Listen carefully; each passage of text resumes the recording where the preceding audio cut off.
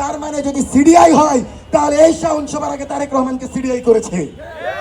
আমরা দেখেছি বিভিন্ন জায়গায় এই ধরনের শাওনের পক্ষে কালচারাল ফ্যাসিস্টরা তার বয়ান তৈরি করছে। সরকার যখন ক্ষমতা নিয়েছিল আমরা দেখেছিলাম যে এই ধরনের ফ্যাসিস্টরা নিজেরা বলেছিল যে বিএনপি এবং জামাতের ষড়যন্ত্র এই আন্দোলন হয়েছে, বিএনপি জামাতের ষড়যন্ত্রে জুলাই হয়েছে এবং বিএনপির একজন সুমা ইসলাম মনি, মেবি তার নাম হবে, এই গিনিপিগ বলেছে যে এই আন্দোলন নাকি একটা ষড়যন্ত্র ছিল।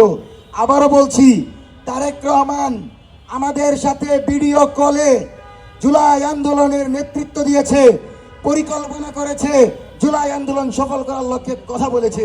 তার মানে যদি সিডিআই হয় তাহলে এই শাওন সবার আগে তারেক রহমানকে সিডিআই করেছে।